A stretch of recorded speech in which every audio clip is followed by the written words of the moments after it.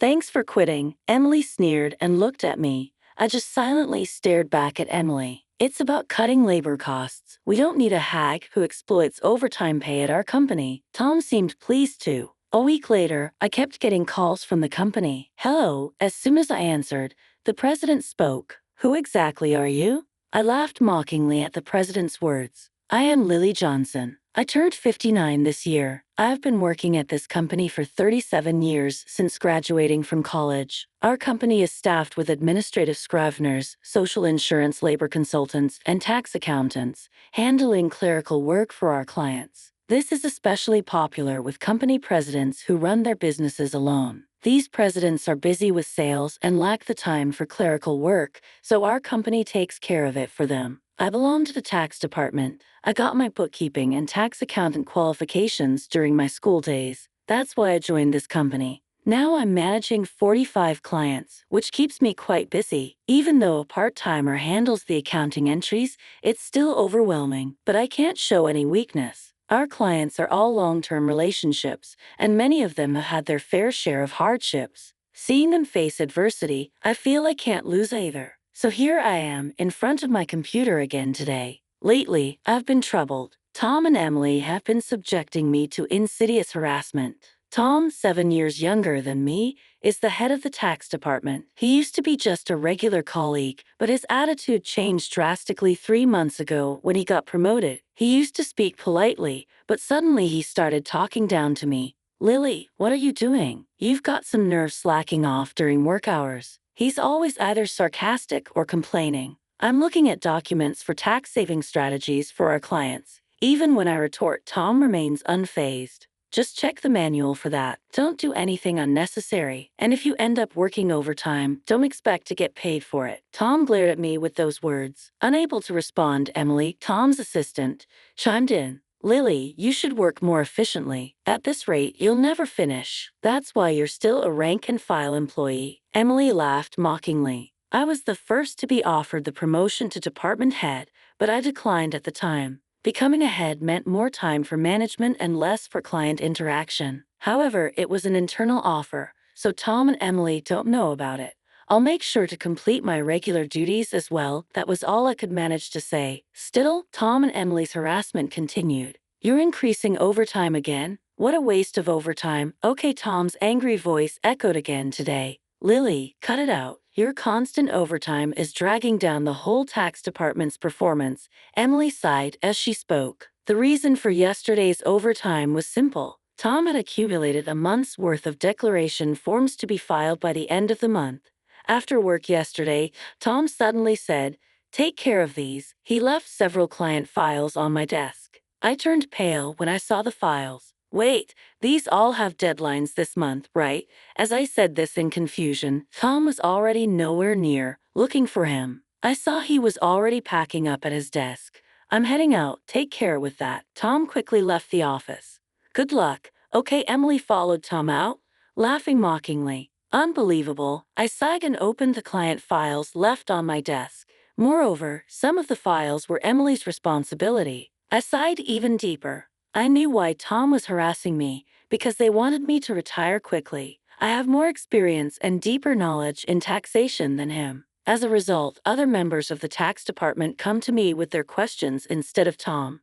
There are other reasons why everyone avoids Tom. He looks greasy and unapproachable. The only female employee who stays near him is Emily. Tom likes young women. That's probably why he wants me to retire, to get the other female employees to rely on him more. It's such shallow thinking. It gives me chills. There's also the fact that he simply doesn't like me. Emily was harassing me to curry favor with Tom. Tom is the one who evaluates the performance of the tax department, so she probably wanted to undermine me to get a good evaluation from him. Anyway, I have to manage these declarations. Not only do I have to prepare the tax declarations for my assigned companies, but it looks like I won't be able to finish today's work either. But if I try to claim overtime, I'll just get complaints from Tom and Emily. I resigned myself to unpaid overtime. Then one day, I was suddenly called to the president's office. Our company had just had a change of president. Originally, the president's father had been managing the company since its founding, and it had only recently been handed over to his son. The son had always worked at another company and still wasn't fully acquainted with our company, but it couldn't be helped since the former president had suddenly fallen ill and he had to take over. Excuse me, as soon as I entered the president's office, I noticed Tom and Emily, and for some reason, they both had unpleasant smirks on their faces. Why are Tom and the others here? I muttered quietly enough that no one else would hear. In this tense and strange atmosphere, the president spoke. Lily, we'll need you to resign by the end of this month. Excuse me, what do you mean? I asked the president, my mind in a whirl. I heard from Tom and Emily you've been overbilling for overtime, right? Other members of the tax department have only about 15 hours of overtime per month, but Lily, you're already over 80 hours. Don't you find that odd? Tom and Emily have 0 overtime this month. Impressive, right? The president looked at me sternly. The reason my overtime was so high this month was that I was doing Tom and Emily's work. But if I said it was Tom's instructions, it would seem like my own inability to manage time, so I just stated the facts. I haven't overbilled for overtime. It's a result of not being able to finish my work within regular hours. Then the president sighed deeply. I'm doubtful, but there's no evidence, so I won't pursue it further. However, we can't continue to employ someone who works that slowly, so I want you to resign. The president's mind seemed made up. Me being told to leave the company I had dedicated my entire 37-year career to. I was tired too. No matter how much more I did beyond my own work, it was never appreciated. Instead, I ended up having to take on Tom and Emily's work as well. Yes, I understand. I'll resign at the end of this month. I realized I had already said that to the president. I glanced at Tom and Emily.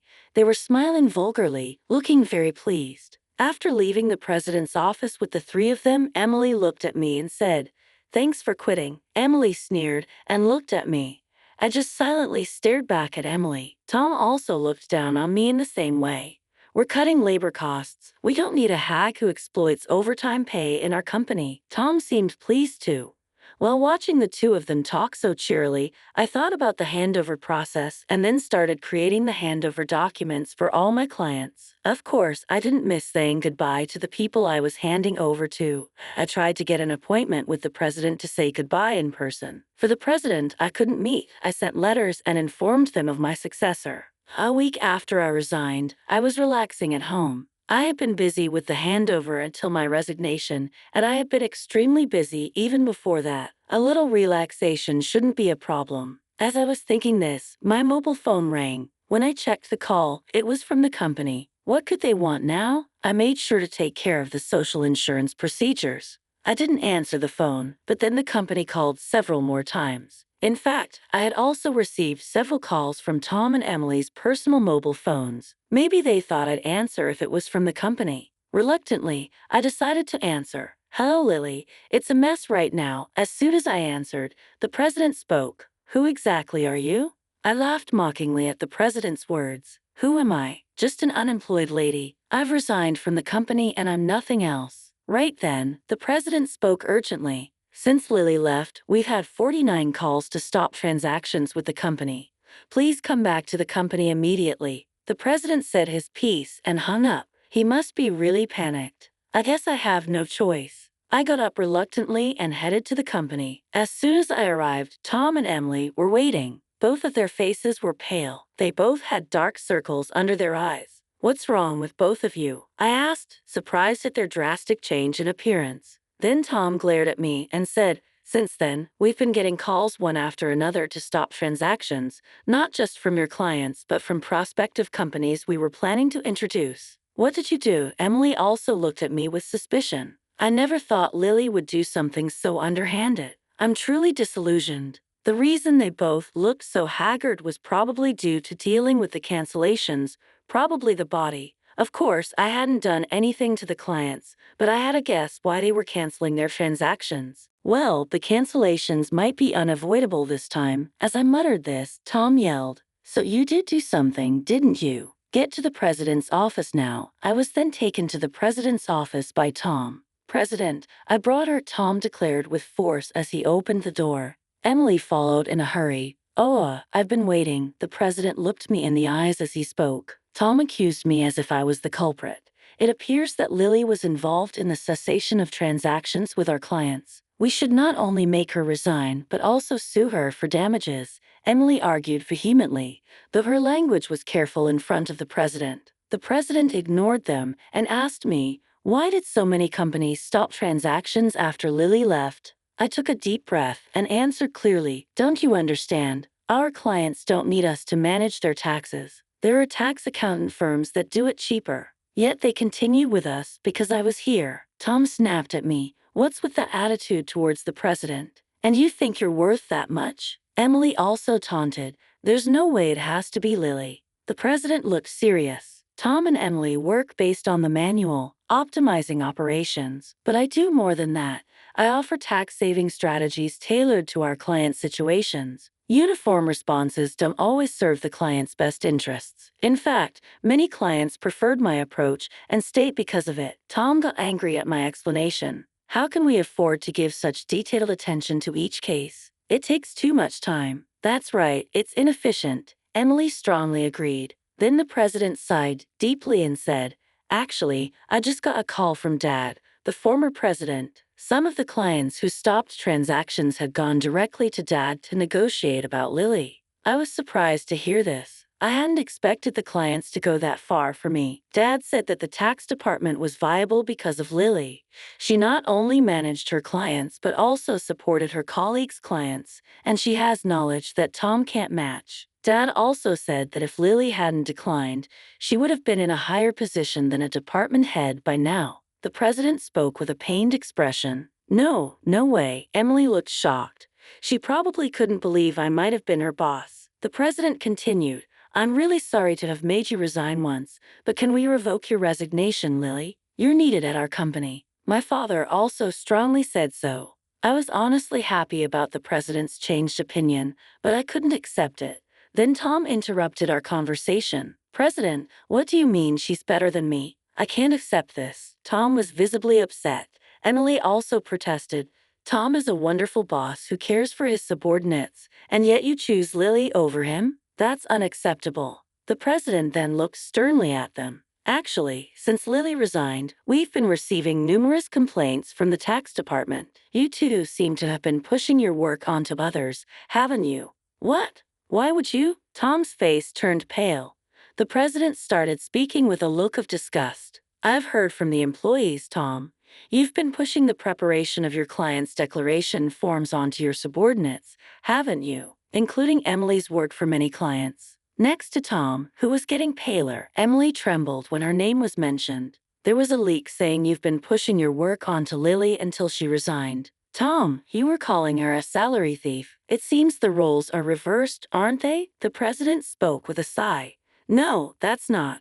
Tom was visibly flustered, seemingly unable to come up with an excuse. Observing Tom and Emily turning pale together, the president continued, also, there was a leak that you two are in a relationship.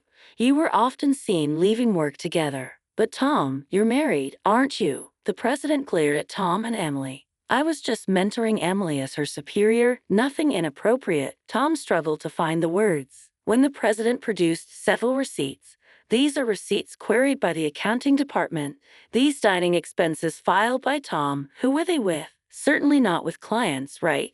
Tom was sweating profusely, unable to speak. Emily's face turned ghostly pale. Tom and Emily, you've neglected your duty and inflated expense claims. Plus, you're having an affair in the office despite being married. According to company policy, I'm terminating your employment as of today, the president told them calmly and straightforwardly. Tom and Emily tried to resist. Please wait, I'll retract the receipt claims. Just don't fire me, I have a family. Tom desperately tried to reverse his firing. Emily did the same. Please, I don't want to be fired. I'll apologize to Lily and the others for dumping work on them. Emily was on the verge of tears, realizing the severity of being fired for neglecting work and having an affair with a supervisor. She must have been worried about her reputation. I advised Tom and them, why don't you just stop resisting? It's undignified. Tom glared at me. Shut up. What would a single person like you understand? I sighed and said, Tom, you were the one who got me fired. It's just karma. What goes around comes around. Why don't you take some responsibility and reflect a bit? Damn it, Tom, I continued. Tom looked frustrated. Emily bit her lip. I haven't reported this yet, but there's more to Tom and Emily's misconduct. Should I share more details? I asked the president with a smile. Tom and Emily's behavior was well known in the tax department. Their stories had reached me, whether I liked it or not. No, please don't, Lily, stop. Both were frantically trying to stop me. I gave them an ultimatum. Wrongdoings eventually come to light. It would be better for you to face reality before it gets worse. At my words, both of them collapsed to their knees. Ultimately, Tom and Emily were fired on the spot. I revealed their misdeeds afterward. These included Tom faking business trips to go out with Emily for days and harassing employees they disliked into quitting. I tried to help those employees, but Tom and Emily's tactics were insidious. They repeatedly reprimanded and pressured employees out of my sight. It was also common for them to suddenly assign work with tight deadlines. The employees who resigned asked me to keep quiet, but now they are happily working at other companies. So I decided it was okay to speak up. The president was furious at my revelation. He expressed his anger about cutting their final salary. He also planned to thoroughly investigate past inflated expense claims. Tom was begging the president, tears in his eyes. Please don't cut my salary. What will I tell my family if they find out? Eventually, Tom and Emily's affair was exposed to Tom's wife. Tom ended up getting divorced. The two are now facing claims for compensation in the divorce lawsuit.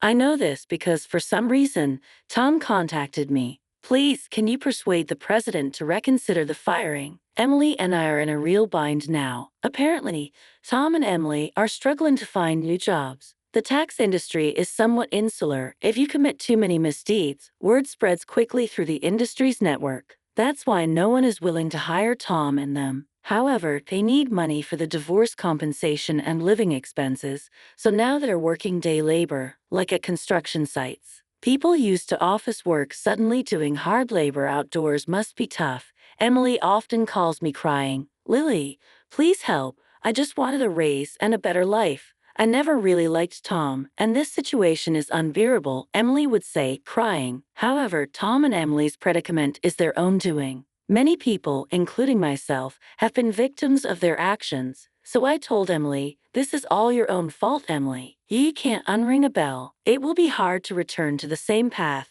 You're just going to have to deal with the hardships. No way, Emily cried out in despair. This was the outcome of Emily's actions. I hope she continues to regret her actions in the future. As for me, I'm still enjoying a relaxed lifestyle away from work. Please come back. The president has been begging for me to return, but I have declined. After being told once to resign, I don't think I'll go back. Sometimes I help out at a friend's tax office to earn a bit of money. Maybe once things settle down, I'll start my own office like my friends. In my own office, no one can complain about my working style. I can fully dedicate myself to my clients. As a tax accountant, I want to be on equal footing with my clients, not as a teacher, but as part of the service industry. My second life has just begun. I'm looking forward to delving into what I want to do next.